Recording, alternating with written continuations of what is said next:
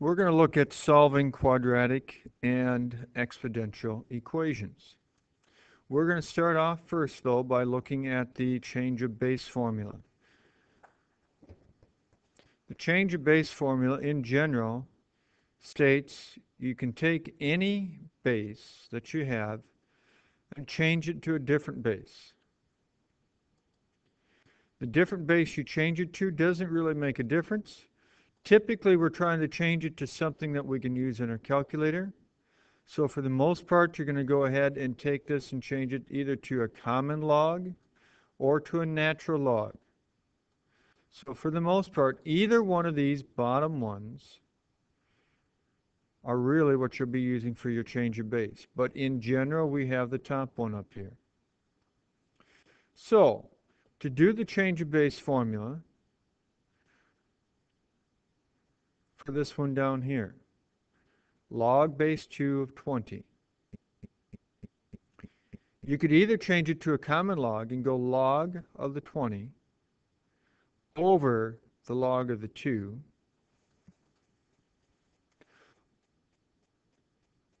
and then you could type that into your calculator and get this decimal approximation. Or you could use your natural log, and you could go natural log of 20 divided by the natural log of 2, and you would get the exact same decimal approximation as you had up above. So either one of these right here would work.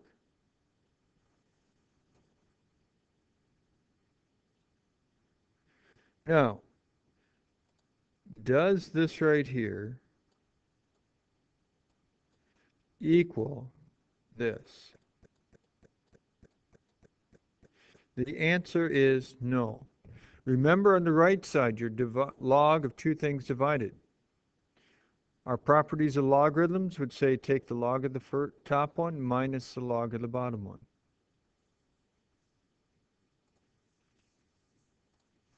We're now going to go ahead and solve this exponential equation. We're going to start off with trying to solve this for x.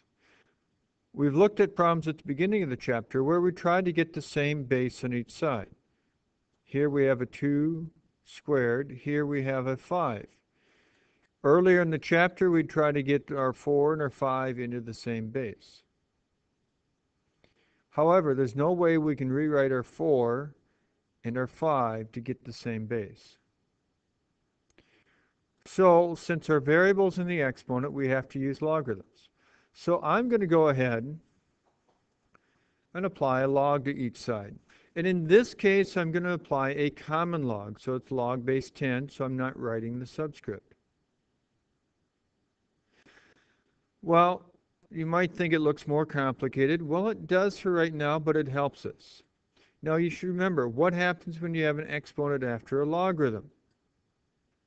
Well, you should be able to go ahead and put those exponents in front of your log.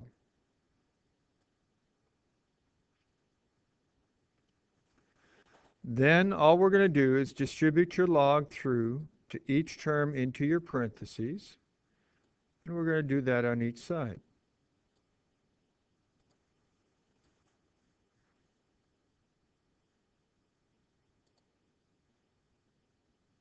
And that's how we get the orange line.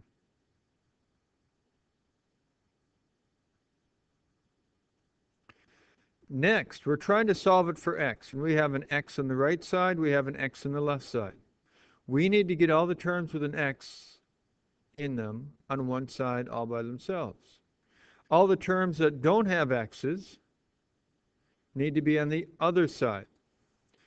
So I'm going to leave my 2x log 4 on the left, and I'm going to bring my x log 4 over by subtracting it from both sides. Which means if I'm putting the x's on the left, I need to get rid of my 3 log 4. Since it's a positive 3 log 4, I'm going to subtract a 3 log 4 from both sides. On the left, these logs are not the same, so we cannot combine these together. However, we could go ahead and pull out our common factor of x. On the left, then, we have an x times our 2 log 4 minus our log 5. Didn't do a thing to the right side. Now to solve this, all we have to do is go ahead and get x by itself. Right now we have it as x times something. So to get rid of that timesing by something, all we have to do is use opposite operations and divide. So I'm going to divide both sides by the parentheses. And so we get this. For your test, you'll need to have the calculator-ready form and the decimal approximation. As a side note, if you did choose to use your properties of logarithms over here to simplify the numerator and the denominator, you would get this stuff over here. The back of the book may have this stuff right here. I'm perfectly fine with what we have on the left. This is your calculator-ready form. That's where most of the credit will come from. Then you got to type that into your calculator. Put the whole top in parentheses, put the whole bottom in parentheses, divide, you get your decimal approximation.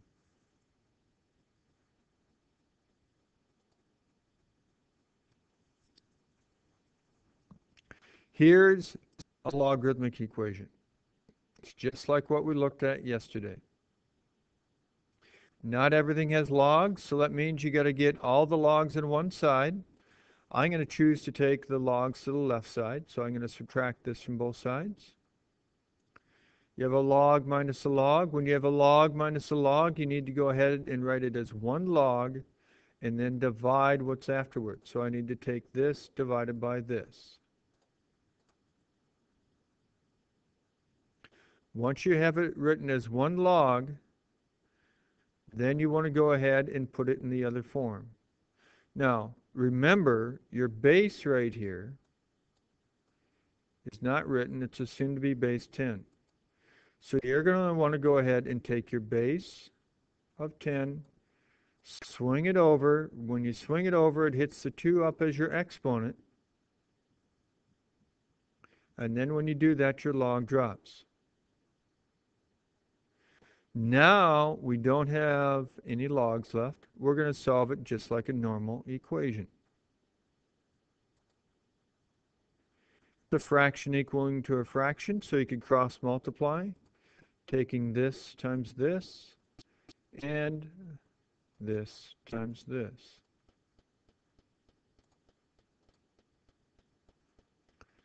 Then go ahead and finish solving it for x.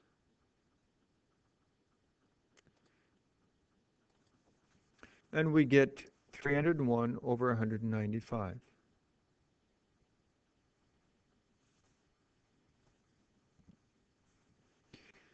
Since we started out with variables after a logarithm, we need to take our answer and check it to make sure we don't get a negative after a log.